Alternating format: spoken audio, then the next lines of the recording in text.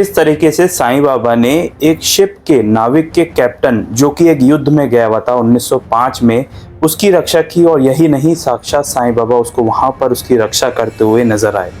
कहानी बहुत पुरानी है और इस कहानी को जब मैंने पढ़ा तो मेरे रोंगटे खड़े हो गए और मैंने सोचा कि ये कहानी आप तक भी पहुंचानी चाहिए। ये कहानी है रूसो जैपनीज वॉर की, 1905 की। जैसे कि जानते हैं आप, 1947 से पहले इंडिया जो ब्रिटिश गवर्नमेंट के अंडर में था और अलग अलग जंग जो भी होती थी उसमें इंडिया को ब्रिटिशर्स के अकॉर्डिंग चलना पड़ता था, क्योंकि जो आर्मी नेवी थी इंडिया की, असल में वो ब्रिटिश के कंट्रोल में थी। तो अंग्रेजों के शासन के अनुसार जो भी आर्मी और नेवी थी उनका मूवमेंट होता था। 1905 में जापानीज और रूसों की एक लड़ाई हुई थी।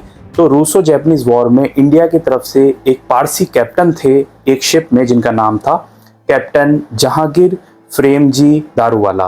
तो ये जो कैप्टन थे ये साईं बाबा के तो भक्त थे ही, साथ ही में एक पारसी व्यक्ति थे।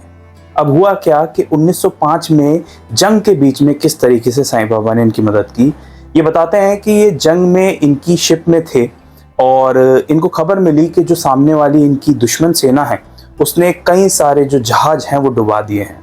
और डुबाने के कारण अब इनके पास सिर्फ इनका जहाज और 2 जहाज और, यानी कि ऐसे 3 जहाज बाकी हैं जो किसी भी वक्त डूब सकते हैं। अब इनको जो अपना आखिरी समय है वो नज़र आ रहा था और इस बीच ये बहुत ज़्यादा भावुक तो हो गए थे, लेकिन मन ही मन ये बाबा से प्रार्थना करनी शुरू कर दिया था इन्होंने। इतने में इन्होंने अपना पर्स निकाला जिसमें ये साईं बाबा की एक तस्वीर रखा करते थे। वो तस्वीर इन्होंने देखी और देखकर बाबा से प्रार्थना की मन ही मन। वहीं दूसरी तरफ शिरडी में क्या हुआ, शिरडी में द्वारका माई में सब भक्तों से घिरे हुए साईं बाबा बैठे थे। अचानक से साईं बाबा चिल्लाने लगे और आवाजें निकालने लगे। ये देख के आसपास जो भी भक्त थे वो ये देखने लगे कि बाबा को असल में ऐसा क्या हो गया है। उस वक्त तो किसी को भी समझ में नहीं आया, लेकिन जो सब भक्त थे वो एक चीज देखकर हैरान हो गए। उसी के चिल्लाने के बाद, बाबा के ठीक चिल्लाने के बाद, वो देखते हैं कि बाबा के जो कपड़े हैं वो पूरी तरह से भीग चुके हैं और आसपास द्वारका माई में पता नहीं कहां से बहुत सारा पानी आ चुका है। और ऐसा बताते हैं, जो राइटर्स ने इस स्टोरी के बारे में लिखा है वो बताते हैं कि इतना पानी द्वारका माई में था कि बाल्टी भर भर के उन्हें द्वारका माई से वो पानी निकालना पड़ा। वहीं दूसरी ओर जो कैप्टन थे वो इस बीच दुविधा में फंसे हुए थे और प्रार्थना करे जा रहे थे साईं बाबा से। अचानक से जब वो घूम के देखते हैं तो उनको नजर आता है कि कोई एक फकीर सन्यासी जो है उनकी शिप बांध रहा है और वो इस तरीके से आपस में शिप्स बांध रहा है जैसे कि वो किसी भी दुश्मन सेना के वार से उनकी शिप को, उनकी नाव को बचाना चाहता है। वो दूर से देखने में समझ गए थे कि ये फकीर सन्यासी और कोई नहीं, बाबा का ही एक रूप है। ये देख के उन्हें बहुत हैरानी हुई कि साईं बाबा अचानक यहाँ कैसे प्रकट हो गए। उनको अपनी आंखों पर यकीन तो नहीं हो रहा था, लेकिन मन ही मन जो उनका विश्वास है वो दृढ़ था और वो समझ गए थे कि बाबा जो है कहीं ना कहीं किसी न किसी रूप में उनकी रक्षा करने के लिए आ गए हैं।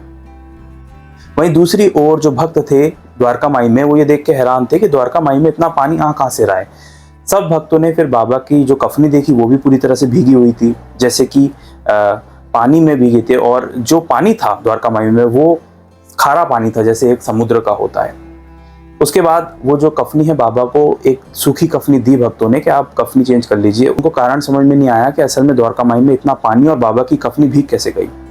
लेकिन इस घटना के तीसरे दिन द्वारका माई में शिरडी में साईं बाबा के नाम एक टेलीग्राम आता है जो भेजते हैं कैप्टन जहांगीर फ्रेमजी दारूवाला, और वो उस टेलीग्राम में बाबा को शुक्रिया अदा करते हैं उनकी रक्षा करने के लिए। और जो जिस युद्ध में वो गए थे 1905 में, उस युद्ध में जो नाव है, जो शिप है, उसकी रक्षा बाबा ने किस तरीके से बांध के की, वो ये देख के हैरान थे। इस शुक्रिया अदा के बाद जब कैप्टन फ्रेमजी दारूवाला वापस लौट के आए भारत, और उसके बाद वो शिरडी गए। शिरडी जाने के बाद वो बाबा को प्रणाम करते हैं और बाबा को आगे से सामने से आके धन्यवाद कहते हैं। और उसी वक्त जो आसपास भक्त बैठे थे वो ये सुनकर हैरान थे, क्योंकि ये वही समय था जिस समय जो बाबा हैं वो अलग अलग आवाज़ें निकाल रहे थे और द्वारका माई में पानी पानी हो गया था।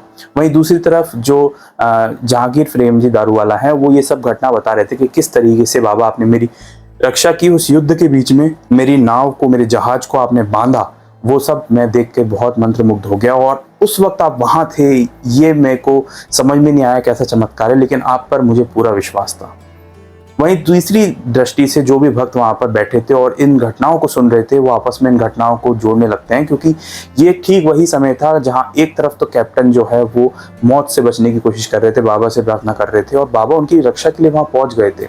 वहीं दूसरी ओर द्वारका माई में बाबा की आवाजें देख और वो पानी देख, समुद्र जैसा पानी देख लोग भी डर गए थे। और साथ ही में बाबा के दर्शन के बाद कैप्टन ने 2200 रुपए 2 इंस्टॉलमेंट में शिरडी में डोनेशन दिया, जो सभा मंडप है द्वारका माई का, उसकी मरम्मत के लिए।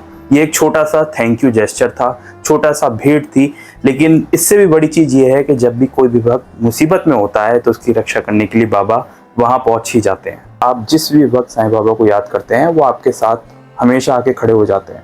और ये कई सारे लेखकों ने इस कहानी के बारे में लिखा है। और हमारे जो कैप्टन थे, कैप्टन दारूवाला, वो अंग्रेजों की तरफ से गए थे इस युद्ध में 1905 में, और वो भी बताते हैं कि किस तरीके से बाबा ने इस युद्ध के बीच में स्वयं वहां प्रकट होकर उनकी रक्षा की। ऐसी ढेर सारी अनोखी कहानियां मैं साईं बाबा से जुड़ी हुई पढ़ता रहता हूं, जो इस चैनल पर अपलोड भी करता रहता हूं। अगर आप बाबा से जुड़ी हुई कहानियां जानना चाहते हैं या मुझसे साईं बाबा से रिलेटेड या उनके भक्तों से रिलेटेड बातें जानना चाहते हैं, तो आप इस चैनल को सब्सक्राइब भी कर सकते हैं। मैंने एक नई सीरीज भी शुरू की है जिसमें मैं साईं सच्चरित्र के हर चैप्टर्स के बारे में डिस्कशन करता हूं और बीच बीच में कई सारी भक्तों की कहानी भी आप तक पहुंचाता रहता हूं। मिलेंगे एक नेक्स्ट वीडियो में एक नई कहानी के साथ। ओम साई राम।